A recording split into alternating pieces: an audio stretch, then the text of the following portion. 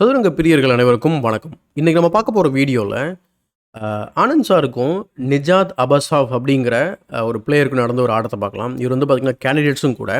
இந்த ஆட்டத்துக்குள்ள போறதுக்கு முன்னாடி ஒரு சின்ன விஷயம் என்ன அப்படின்னா, இது வந்து பண்டல்ஸ் லீகா அப்படிங்கிறது வந்து பார்த்தீங்கன்னா, ஒரு டீம் சாம்பியன்ஷிப் வந்து நடத்திக்கிட்டு இருக்காங்க. அது ரொம்ப நாளா நடக்கிற ஒரு டோர்னமெண்ட்டு. டைம் ஃபார்மட் வந்து பார்த்தீங்கன்னா கிளாசிக்கல். அதாவது உங்களுக்கு வந்து பார்த்தீங்கன்னா, எக்கச்சக்கமான டைம் குடுக்குறாங்க. 150 நிமிஷம் வந்து பார்த்தீங்கன்னா, உங்களுக்கு கிளாக் டைமு. அதில வந்து 100 மினிட் ஐ திங்க் 100 மினிட்ஸ் வந்து பார்த்தீங்கன்னா, உங்களுக்கு ஃபர்ஸ்ட்டு 40 மூவ்ஸ்க்கு மீதி ரெஸ்ட் ஆஃப் த கேமுக்கு உங்களுக்கு 50 மினிட்ஸ் குடுக்குறாங்க. ப்ளஸ் உங்களுக்கு மூவ் வந்து 30 செகண்ட்ஸ் இன்கிரிமெண்ட். ஸோ ஜெர்மனில இருந்து நடக்குது. ஸோ இந்த ஆட்டம் வந்து பார்த்தீங்கன்னா, ஆனந்த் சார் வந்து நிஜாதோட வந்து பார்த்தீங்கன்னா பேர் ஆயிருக்காரு. ஸோ கேம் வந்து குயிக்கா பார்த்துடலாம். அதுக்கு முன்னாடி ஒரு சின்ன ரெக்வெஸ்ட் என்ன அப்படின்னா, சேனல் நீங்க சப்ஸ்கிரைப் பண்ணாம வீடியோஸ்லாம் பார்த்துட்டீங்க அப்படின்னா, சப்ஸ்கிரைப் பண்ணிட்டு பெல் பட்டன பிரஸ் பண்ணி வச்சுக்கோங்க. ஸோ ஆனந்த் சார் வந்து பார்த்தீங்கன்னா, கேம் வந்து E4 வந்து ஓப்பன் பண்ணுறாரு. அதுக்கு ரிப்ளை வந்து பார்த்தீங்கன்னா, சிசிலியன் டிஃபென்ஸாக இருக்குது. அபஸ் ஆஃப் நிஜாத் வந்து பார்த்தீங்கன்னா, சிசிலியன் விளையாடுறாரு. ஓப்பனிங் வைஸ் நம்ம இங்கே ரஷித் நஷ்மதினோவ் அல்லது ரொசலிமோ அட்டாக் வந்து நம்ம வந்து பார்க்குறோம். ஸோ E6 வந்து பார்த்தீங்கன்னா, இங்கே வந்து விளையாடுறாரு. கேன்சல் பண்ணிடுறாங்க. இந்த இடத்துல E6 விளையாடுறதோட ஐடியாவே வந்து பார்த்தீங்கன்னா, நைட்டுக்கு சப்போர்ட் குடுக்குறது தான். இந்த பிஷப் வந்து பார்த்தீங்கன்னா, நீங்க ட்ரேட் பண்ணாலும் எனக்கு பிரச்சனை கிடையாது. எனக்கு பான் ஸ்ட்ரக்சர் டேமேஜ் ஆகாது அப்படிங்கிறது தான். அந்த காரணத்தினால இம்மீடியட்டா ஒயிட் வந்து பார்த்தீங்கன்னா, மோஸ்ட் ஆஃப் த டைம் வந்து இங்க வெட்டுவாங்க. ஸோ பி இன்டு C6 அந்த மாரி இல்ல D இன்டு C6 எப்படி வேணா விளையாடலாம். பட் கேம்ல வந்து பார்த்தீங்கன்னா, ஆனந்த் சார் கேன்சல் பண்ணிடுறாரு. அபசாவ் வந்து பார்த்தீங்கன்னா, நைட் G7 டெவலப் பண்றாரு. இனிமே வெட்டினா கூட பிரச்சனை கிடையாது. ஏன்னா நைட் வந்து திரும்ப நைட்டுக்கு சப்போர்ட் குடுத்துக்கிட்டு இருக்கு. ஸோ ரூக் E1 டெவலப் பண்றாரு. B6 விளையாடுறாரு. அதுக்கப்புறம் C3 ஏன்னா D4 வந்து 1 கோல வந்து நம்ம த்ரஸ்ட் பண்ணலாம் அப்படிங்கிறது தான் ஐடியா. ஸோ அதனால பிஷப்க்கு ஒரு கொஸ்டின் மார்க் போடுறாங்க. இப்படி போடும்போது இங்க நெறைய ஆப்ஷன்ஸ் இருக்கு. நம்ம வந்து கன்சிடர் பண்ணக்கூட மாட்டோம் சில நேரங்கள்ல. ஸோ அந்த மாதிரி ஒரு ஆப்ஷன் வந்து இங்க வந்து அவரு கன்சிடர் பண்றாரு. ஏன்னா, ஜென்ரலா வந்து பார்த்தீங்கன்னா, நீங்க இந்த மாரி நீங்க க்ளோஸ்டு சிசிலியன் நீங்க ட்ரை பண்ணும்போது, பிஷப் வந்து பார்த்தீங்கன்னா, நீங்க ட்ரேட் பண்ண நினைப்பீங்க. அப்படி இல்லன்னா வந்து பார்த்தீங்கன்னா, ஏதோ ஒரு நேச்சுரலான ஒரு டயகனல் லைக் இந்த டயகனல் அல்லது இந்த டயகனல் வைக்கிறதுக்கு பார்ப்பீங்க. இல்லன்னா நம்ம வீட்டுக்கு கூட கூட்டிட்டு வரலாம் சம்டைம்ஸ். ஆனா, ஆனந்த் சார் வந்து பார்த்தீங்கன்னா, இங்க பிஷப் E2 வந்து விளையாடுறாரு. ஸோ ரொம்ப ஒரு வித்தியாசமான ஒரு மூவ். ஆனா வந்து டாப் மூவ் ஆக்சுவலா என்ஜின்ல ரெக்கமெண்ட் பண்ணியிருக்க move. So pawn to D5 விளையாடி சென்டர வந்து உடைக்க பார்க்குறாரு.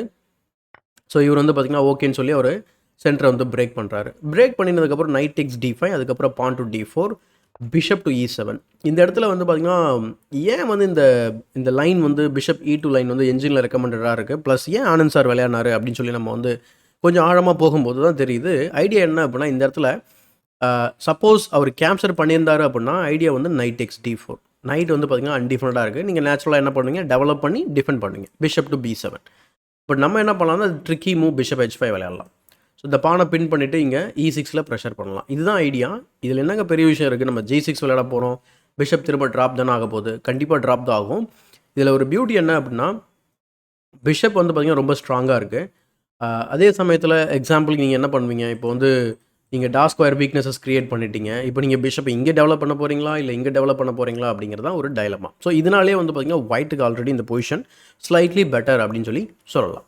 கோயிங் பேக் இந்த கேம் பிஷப் E7 விளையாடுறாரு. அதுக்கப்புறம் D இன்டு C5 இது வந்து ரொம்ப இன்ட்ரெஸ்டிங்கான மூவ். இது நம்ம எந்த ஓப்பனிங்ல வேணாலும் இந்த மாரி நம்ம பண்ணலாம். பிஷப் டெவலப் ஆனதுக்கப்புறம் இத வெட்டுறாரு. ஏன்னா, நீங்க வந்து இப்போ திரும்பவும் பிஷப்பால வெட்ட போறீங்களா? இல்ல பானால வெட்ட போறீங்களா? பானால வெட்டினீங்கன்னா உங்க ஸ்ட்ரக்சர் டேமேஜ் ஆகும். பிஷப்பால வெட்டினீங்க அப்படின்னா, நீங்க திரும்பவும் பிஷப்ப மூவ் பண்ற மாரி இருக்கும்.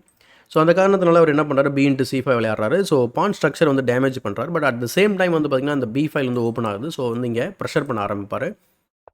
ஸோ C4 போட்டு நைட் அட்டாக் பண்றாரு. ஆக்சுவலா இந்த கேம் ரொம்ப ஒரு என்ன சொல்றது, காம்ப்ளிகேட்டடான கேம்னு வச்சுக்கோங்களேன். ஸோ நைட் டூ F6 போறாரு. அதுக்கப்புறம் குயின் டேக்ஸ் D8 செக். குயினே இல்ல. ஆனாலும் வந்து பார்த்தீங்கன்னா, கேம் ரொம்ப சிக்கலான ஒரு கேமா போகும். நைட் டூ C3 டெவலப் பண்றாரு. நைட் டூ D4 வராரு. ஸோ நைட்ட வந்து இங்க ட்ரேட் பண்ணிடுறாரு. ட்ரேட் பண்ணதுக்கப்புறம் இந்த பான் ஆக்சுவலா வீக் பான் மாரி இருக்கும். ஆனா இப்போ வந்து பார்த்தீங்கன்னா, ரொம்ப ஸ்ட்ராங்கா இருக்கு. ஏன்னா E5 வந்தாலே நமக்கு பிரச்சனை. ஸோ இந்த காரணத்தினால இம்மீடியட்டா வந்து நைட்ட காப்பாத்துறோம் அப்படின்னு சொல்லிட்டு நம்ம வந்து நைட்ட மூவ் பண்ணாம அவர் என்ன பண்றாருன்னா, இன்டர்மீடியேட் மூவ் மாரி பிஷப் F3 டெவலப் பண்றாரு. ஏன்னா, ஸோ தட் நம்ம இந்த பான் வந்து முன்னாடி வராம இருக்கும் அப்படிங்கிறது தான் ஐடியா. ஏன்னா ரூக் இப்போதைக்கு E5 கவர் பண்ணிக்கிட்டு இருக்கு. நெறைய வேரியேஷன்ல நீங்க கவனிச்சீங்கன்னா, இந்த E5 வந்து புஷ் பண்ண முடியாம வந்து தடுத்துக்கிட்டே இருப்பாரு. ஸோ ரூக் A7 போறாரு. அதுக்கப்புறம் நைட் A4 இந்த பொசிஷன்ல வந்து உடனே நெறைய பேருக்கு தோணும், நைட் E2 போலாமே அப்படின்னு சொல்லிட்டு. ஏன்னா, நம்ம வந்து இந்த பான் அட்டாக் பண்ணுவோம்னு சொல்லி. ஆனா பிரச்சனை என்ன அப்படின்னா, நீங்க எல்லாரும் யோசிக்கக்கூடிய ஒரு ஐடியா வந்து பான் டூ E5 ஏன்னா அது விளையாட முடியாது. ஸோ வந்து நம்ம வந்து இங்க பின் இருக்குன்றதுனால. அதனால ஃபர்ஸ்ட்டு என்ன பண்ணுவாங்க அப்படின்னா, இந்த பின் வரும் அப்படிங்கிறதுனால ஃபர்ஸ்ட்டு பிஷப் A5 போட்டு நம்ம இந்த ரூக்க வந்து ஓட வச்சுட்டு, அதுக்கப்புறம் E5 விளையாடும்போது ரொம்ப ஸ்ட்ராங்கா இருக்கும். இன்ஃபேக்ட் பிளாக் வந்து ஆல்ரெடி வந்து பார்த்தீங்கன்னா, கைண்ட் ஆஃப் நம்ம எப்படி ஒயிட்டுக்கு பெட்டரா இருக்காருன்னு சொன்னோமோ, அந்த மாரி பெட்டர் ஆயிடுவாரு.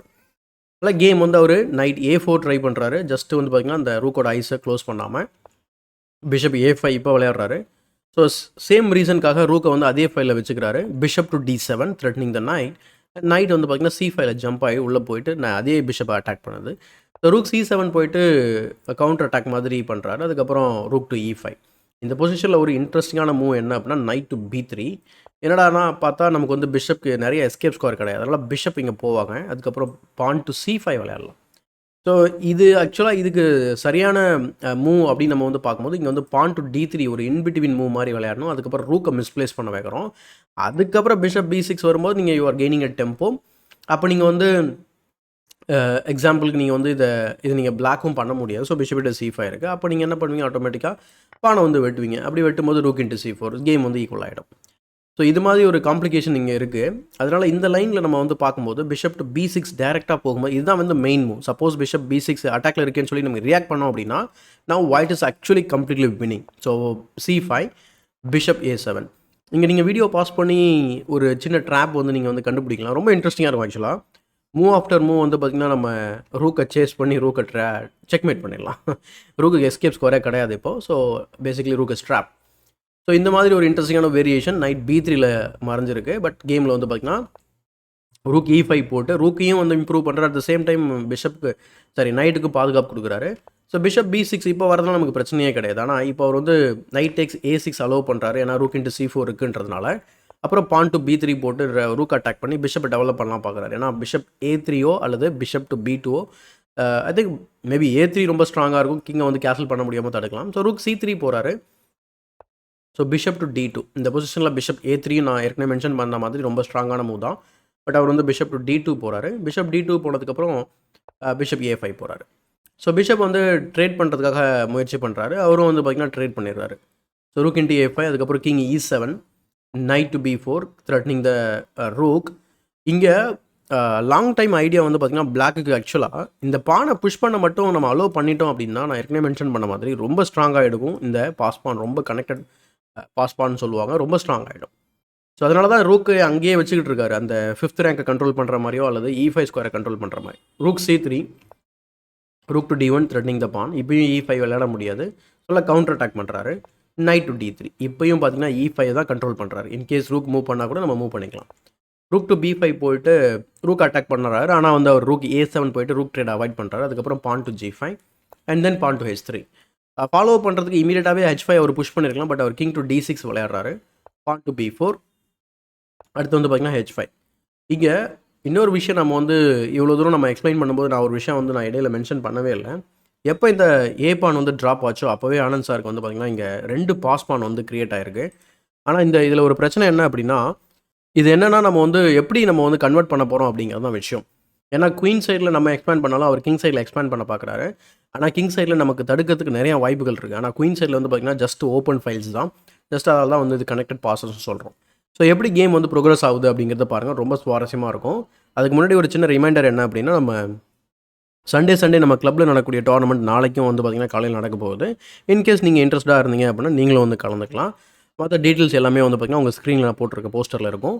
அல்லது என்னோடய நம்பருக்கு நீங்கள் வந்து கால் பண்ணி கேட்டுக்கலாம். ப்ளஸ் ஆஸ் யூஷுவல் நம்ம சம்மர் செஸ் கேம்ப் அடுத்து வந்து பார்த்திங்கன்னா ஓப்பன் செஸ் கிளப் இந்த மாதிரியான ஆக்டிவிட்டீஸ் எல்லாம் நம்ம கிளப்பில் வந்து மார்ச்லேருந்து நம்ம அவைல் பண்ணிக்கலாம் நீங்கள். ஸோ இப்போ கேமை பார்க்கலாம். கேமில் வந்து A4 ஆடிட்டு ரூக்கை வந்து புஷ் பண்ணுறாரு. ரூக் வந்து B8 போயிடுது. அதுக்கப்புறம் பார்த்திங்கன்னா B5 அட்வான்ஸ் பண்ணிடுறாரு.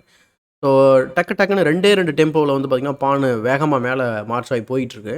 அவரும் வந்து பார்த்திங்கன்னா கவுண்டர் அட்டாக் பண்ணுறதுக்காக G4 ட்ரை பண்ணுறாரு. H into G4 bishop under attack. So bishop E2 bishop E2க்கு அப்புறம் அவர் பிஷப் E8 போயிடுறாரு. அதுக்கப்புறம் ரூக் A6 செக் வருது.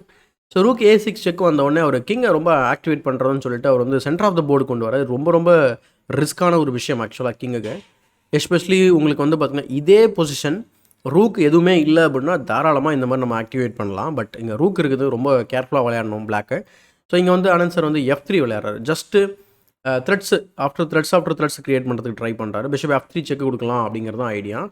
ஸோ அதனால் அவர் என்ன செய்கிறாரு அப்படின்னா ஓகே இந்த இடத்துல ஆனந்த் சார் வந்து ரூக் E1 கூட ட்ரை பண்ணியிருந்துருக்கலாம். ஏன்னா ஏதோ ஒரு நேச்சுரல் மூவ் விளையாடும் போது நம்ம இந்த மாதிரி செக்கு கொடுத்து கொஞ்சம் வந்து கிங் பொசிஷனை வந்து நம்ம வந்து கொஸ்டின் பண்ண ஆரம்பிக்கலாம். பட் அவர் F3 விளையாடுறாரு. அதுவும் அதே தான் ஐடியா. வந்து G3 போட்டு லாக் பண்ணிடுறாரு பொசிஷனை. கேப்சர் பண்ணாதானே உங்கள் பிஷப் வந்து ஆக்டிவேட் ஆகும் அப்படின்னு சொல்லிட்டு. Bishop F1 and then knight to H5, knight to H5க்கு அப்புறம் knight to B4 check and then king to E5. So king E5க்கு அப்புறம் இப்போ ரூக் E1 செக் கொடுக்குறாரு. அதுக்கப்புறம் கிங் F5 போய் கொஞ்சம் வந்து பார்த்திங்கன்னா கேமை வந்து ஸ்லிப் பண்ண ஆரம்பிக்கிறார். இங்கே சரியான நகர்வு என்னவாக இருக்கும் அப்படிங்கிறீங்கன்னா ரூக்கால் வச்சு பிளாக் பண்ணுறது தான் சரியான நகர்வு. பட் கிங் F5க்கு அப்புறம் அவர் என்ன பண்ணுறாருனா ரூக் டு D6 வந்து விளையாடி அந்த அன்டிஃபெண்டாக இருக்கக்கூடிய பானை அட்டாக் பண்ணுறாரு. இதை டிஃபெண்ட் பண்ணுறதுக்கு கன்வீனியன்ட்டான வேவே கிடையாது ஆக்சுவலாக. அதனால் கவுண்டர் அட்டாக் வந்து ட்ரை பண்ணுறாரு. ஸோ அதுக்கு ஆனந்த் சார் வந்து பிளாக்கேட் கிரியேட் பண்ணிடுறாரு நைட்டை வச்சு, நைட் A6. அதுக்கப்புறம் ஓகே இப்போ நம்ம வந்து பாதுகாப்பு கொடுக்கலாம்னு சொல்லி அவர் E5 விளையாடுறாரு. ஸோ E5க்கு அப்புறம் ஆனந்த் சார் வந்து B6 புஷ் பண்ணுறாரு. ஸோ ஐடியா என்ன அப்படின்னா ரொம்ப ரொம்ப சிம்பிள். நீங்கள் வந்து ரூக் இன்ட்டு A4 வந்து விளையாடினீங்க அப்படின்னு சொன்னாக்கா நமக்கு வந்து பிஷப் இன்ட்டு A6 இருக்குது. ஸோ அந்த காரணத்தினால there is no time for the rook to capture. So அதனால் அவர் என்ன செய்கிறாரு அப்படின்னா ரூக்கை வச்சு B3ல வந்து ட்ரை பண்ணுறாரு. இன்னொரு இன்ட்ரெஸ்டிங்கான ஒரு வேரியேஷன் என்ன அப்படின்னா இந்த பொசிஷனில் நைட் C7 வந்து ட்ரை பண்ணலாம், சின்ன ஒரு ஃபோர்க் மாதிரி. ஆனால் வந்து என்னடா அது நைட் வந்து அன்டிஃபெண்டாக இருக்கே அப்படின்ற மாதிரி நமக்கு தெரியும். நீங்கள் வெட்டினீங்க அப்படின்னு சொன்னாக்கா, எக்ஸாம்பிள் நீங்கள் இதை வெட்டுறீங்க அப்படின்னு சொன்னாக்கா நமக்கு வந்து பிஷப் டு D3 செக் ரொம்ப ஸ்ட்ராங்காக இருக்கும். அப்போ நீங்கள் E4 தான் விளையாடுவீங்க. அதுக்கப்புறம் bishop to E4 check and you are losing the rook. So also the game. So அதனால் வந்து இந்த இடத்துல நைட் C7 ரொம்ப ட்ரிக்கியான மூவ். பட் B6 விளையாடுறாரு, rook to B3 stopping the pawn temporarily maybe. So அதுக்கப்புறம் வந்து நைட் டு C5 விளையாடுறாரு. இன்ஃபேக்ட் நீங்கள் வந்து B7 கூட அட்வான்ஸ் பண்ணலாம்.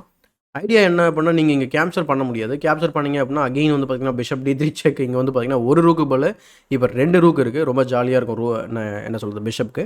அதனால் அவர் என்ன பண்ணுறாரு, நைட் C5 வந்து விளையாடுறாரு. நைட் C5க்கு ரூக் E3. ரூக் E3யோட ஐடியா என்ன அப்படின்னா ஜஸ்ட் ரூக்கை ட்ரேட் பண்ணலாம் அப்படிங்கிறது தான். பட் இங்கே வந்து பார்த்தீங்கன்னா ட்ரேடை வந்து அக்செப்ட் பண்ணிடுறாரு. என்ன காரணம் அப்படின்னு நம்ம பார்க்கும்போது ஆனந்த் சார் வந்து இங்கே B7 வழி ரூக்கை வந்து த்ரெட்டன் பண்ணுறாரு. அட் த சேம் டைம் வந்து குயினையும் ப்ரமோட் பண்ணிக்கலாம்னு நினைக்கிறாரு. அதுக்கு அவர் ரூக் B8 விளையாடின உடனே பான் டு A5 விளையாடுறாரு. பான் டு A5க்கு அப்புறம் அவர் என்ன செய்கிறாரு அப்படின்னா நைட் F4 விளையாடுறாரு. இதனால் வந்து கிங்குக்கு இருக்கக்கூடிய ஒரு எஸ்கேப் ஸ்கொயர் வந்து பார்த்திங்கன்னா கட் ஆகுது. ஆக்சுவலாக இங்கேவே அவர் வந்து நைட் டு F4 விளையாடினா கூட நம்ம செக்மேட்டை வந்து தடுக்க முடியாது ஆக்சுவலாக. பட் நைட் F4 விளையாடினதுக்கப்புறம் அவர் வந்து நைட் E4 விளையாடி மேட்டை த்ரெட்டன் பண்ணுறாரு. ஸோ மேட்டை தடுக்கிறதுக்கு ஒரு வழி கூட கிடையாது. மேபி நீங்கள் நைட் E6 ட்ரை பண்ணலாம். பட் அதுக்கப்புறம் ரொம்ப சிம்பிளான வின்னிங் காம்பினேஷன் என்ன அப்படின்னு கேட்டிங்கனாக்கா நிறையா மூவ்ஸ் இருக்குது ஆக்சுவலாக. ரொம்ப சிம்பிளஸ்ட் வே என்ன அப்படின்னா நம்ம வந்து ரூக்கை வந்து B6ல் வச்சுட்டு அடுத்து அந்த பானை புஷ் பண்ணி கொண்டு போகலாம். அல்லது இன்ட்ரெஸ்டிங்கான விஷயம் என்னென்னா டேரெக்டாகவே போகலாம். இப்போ நீங்கள் ஜஸ்ட் நம்மளுடைய அண்டர்ஸ்டாண்டிங் பர்பஸ்க்காக ஆக்சுவலாக இங்கே ரிசைன் பண்ணிடுறாரு ஆனந்த் சார் வந்து நைட் E4 விளையாடனே அபசாவ் வந்து ரிசைன் பண்ணிடுறாரு. ஸோ நம்மளுடைய அண்டர்ஸ்டாண்டிங்காக நைட் E6 வச்சு நம்ம பிளாக் பண்ணுறோம், செக்மேட்டை தடுக்கிறோம் அப்படின்னு சொன்னாக்கா A6 போகலாம். A6க்கு நீங்கள் எப்படி ரியாக்ட் பண்ணீங்க? ஓகே நீங்கள் வந்து மேபி நீங்கள் வந்து கிங் டு G6 ட்ரை பண்ணலாம் just to escape and then we can play knight X G3. அடுத்து இந்த பானை நம்ம வந்து கேப்சர் பண்ணிக்கலாம். அல்லது ரொம்ப சிம்பிளஸ்ட் வே A7. ஏன்னா நீங்கள் இங்கே கேப்சர் பண்ணிங்க அப்படின்னு சொன்னால் நம்ம வந்து குயின் எடுத்துக்கலாம். ஸோ இந்த காரணங்களால தான் வந்து இங்கே மேட்டு த்ரெட் இருக்குது. ப்ளஸ் மேட்டு த்ரெட்டை காப்பாற்றினா கூட நமக்கு வந்து குயின் மட்டத்தை தடுக்க முடியாது. அந்த காரணத்தினால இங்கே வந்து நிஜாத் அபசாவ் வந்து ரிசைன் பண்ணிடுறாரு 47வது மூலை ஒரு கிளாசிக்கல் ஃபார்மெட்டில். ஸோ இந்த கேம் வந்து பார்த்திங்கன்னா எதை உணர்த்துது அப்படின்னா ஆனந்த் சார் வந்து என்னதான் வந்து ஒரு கேப் விட்டு வந்து விளையாடினா கூட இன்னமும் வந்து பார்த்திங்கன்னா இப்போ இருக்கக்கூடிய யங்ஸ்டர்ஸ் கூட சாதாரணமாக வந்து போட்டி போடுறாரு அப்படிங்கிறதுல எந்த ஒரு மாற்றமும் கிடையாது. ஸோ சூப்பரான ஒரு ப்ளே. ஸோ அதாவது மெட்ராஸ் டைகர் இஸ் பேக் அப்படிங்கிற மாதிரி நம்ம வந்து கண்டிப்பாக சொல்லலாம். ஸோ அந்தளவுக்கு சூப்பரான ஒரு கேம். அதுவும் காம்ப்ளிகேட்டடான கேமில் அவர் வந்து பார்த்திங்கன்னா சூப்பராக அதுலேருந்து வெளியில் வந்துட்டு அழகாக வந்து கன்வெர்ட் பண்ணார். அஃப்கோர்ஸ் பிளாக் வந்து மிஸ்டேக் பண்ணார். அது மாதிரி பண்ணும்போது தான் நமக்கு வந்து கேம் முடியும் இல்லையா? ஸோ கண்டிப்பாக இந்த அனாலிசிஸ் வந்து உங்களுக்கு பிடிச்சிருக்குன்னு நினைக்கிறேன். அப்படி பிடிச்சிருந்த அந்த வீடியோக்கு லைக் பண்ணுங்க, மறக்காமல் மற்றவங்களுக்கு ஷேர் பண்ணிடுங்க. இன்னும் நம்ம சேனலை சப்ஸ்கிரைப் பண்ணல அப்படின்னா சப்ஸ்கிரைப் பண்ணிட்டு பெல் பட்டனை ப்ரெஸ் பண்ணி வச்சுக்கோங்க. இதே மாதிரியே ஒரு பயனுள்ள வீடியோவுடன் உங்களை சந்திக்கும் வரை உங்களிடமிருந்து விடைபெறுவது உங்கள் சதுரங்க சாணக்கியன்.